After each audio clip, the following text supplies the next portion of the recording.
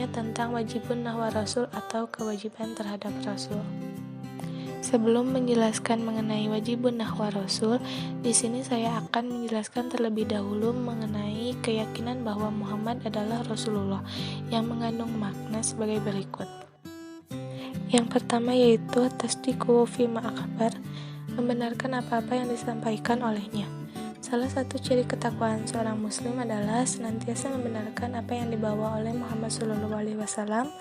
Allah berfirman yang artinya, dan orang yang membawa kebenaran Muhammad dan membenarkannya, mereka itulah orang-orang yang bertakwa.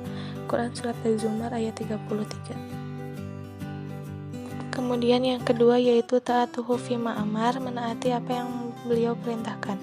Allah Subhanahu wa Ta'ala berfirman, sesungguhnya jawaban orang-orang mukmin bila mereka dipanggil kepada Allah dan Rasul-Nya agar Rasul menghukum atau mengadili di antara mereka ialah ucapan kami mendengar dan kami patuh, dan mereka itulah orang-orang yang beruntung. Quran Surat An-Nur ayat 51. Yang ketiga yaitu istanabu manaha anhu, yang artinya menjauhi apa yang dilarang olehnya. Allah Subhanahu wa Ta'ala berfirman, apa yang diberikan Rasul kepadamu maka tinggalkanlah dan bertakwalah kepada Allah, sesungguhnya Allah keras hukumannya. Yang keempat yaitu la na'budallaha illa bima syara, yang artinya kita tidak beribadah kepada Allah kecuali dengan apa-apa yang diisyaratkan, dicontohkan oleh beliau. Allah Subhanahu wa Ta'ala berfirman yang artinya, apakah mereka mempunyai sembahan-sembahan selain Allah Subhanahu wa Ta'ala yang mensyariatkan untuk mereka agama yang tidak diizinkan oleh Allah? Sekiranya tak ada ketetapan yang menentukan dari Allah, tentulah mereka telah dibinasakan. Dan sesungguhnya orang-orang yang zalim itu akan memperoleh azab yang amat pedih. Quran Surat Asy-Syura ayat 21.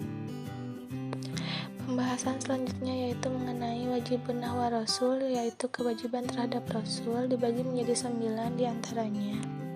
Yang pertama yaitu al-imanu bihi, yang artinya beriman kepadanya dengan keimanan yang tidak disisipi oleh keraguan sedikit pun. Allah Subhanahu wa Ta'ala berfirman, sesungguhnya orang-orang yang beriman itu hanyalah orang-orang yang percaya dan beriman kepada Allah dan Rasul-Nya. Kemudian mereka tidak ragu-ragu dan mereka berjuang berjihad dengan harta dan jiwa mereka pada jalan Allah.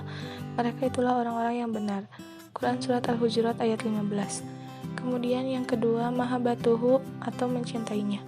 Allah Subhanahu wa Ta'ala berfirman, katakanlah jika bapak-bapak, anak-anak, saudara-saudara, istri-istri, kaum keluargamu, harta kekayaan yang kamu usahakan, perniagaan yang kamu khawatiri kerugiannya, dan tempat tinggal yang kamu sukai adalah lebih baik kamu mencintai dari Allah dan Rasul-Nya dan dari berjihad di jalannya, maka tunggulah sampai Allah mendatangkan keputusannya, dan Allah tidak memberi petunjuk kepada orang-orang yang fasik. Quran Surat At-Taubah ayat 24. Yang ketiga yaitu ta'dimuhu, yang artinya mengagungkannya.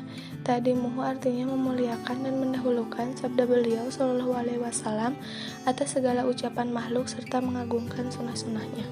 Allah Subhanahu wa Ta'ala berfirman, hai orang-orang yang beriman, janganlah kamu mendahului Allah dan Rasul-Nya, dan bertakwalah kepada Allah, sesungguhnya Allah Maha mendengar lagi Maha mengetahui. Yang keempat yaitu adifa'u anhu atau membelanya.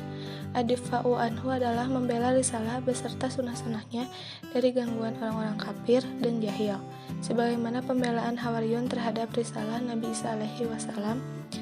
Allah Subhanahu wa Ta'ala berfirman dalam Quran Surat As-Saff ayat 14. Yang kelima yaitu mahabbatu man ahabbahu, mencintai orang-orang yang mencintainya. Orang yang benar-benar mencintai Nabi pastilah orang-orang yang beriman. Oleh karena itu, sebagai sesama hamba beriman, sebagai sesama pencinta Nabi, kita harus saling mencintai dan menyayangi. Allah Subhanahu wa Ta'ala berfirman dalam Quran Surat Al-Fat ayat 29. Yang keenam yaitu ihya'u sunnati, yang artinya menghidupkan sunnahnya.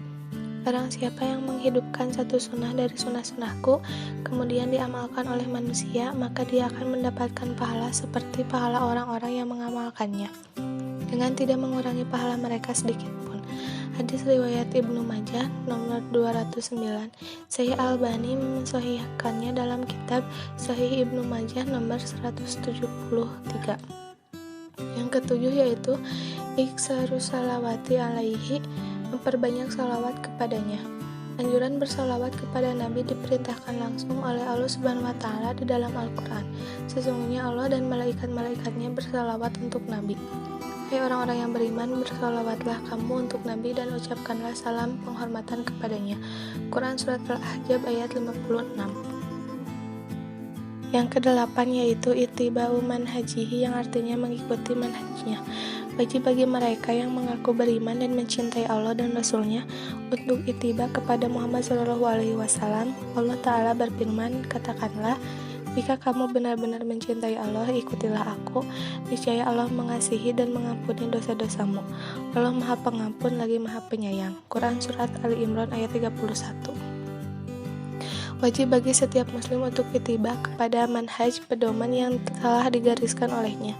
Secara bahasa, kata manhaj berasal dari kata nahaja yang berarti jalan yang terang.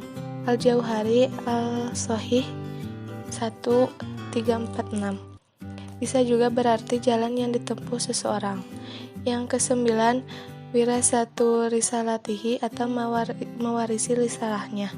Artinya, kita harus melanjutkan risalah beliau dalam rangka menebarkan petunjuk dan agama yang benar, sehingga diikuti dan dikenal keunggulannya oleh seluruh umat manusia.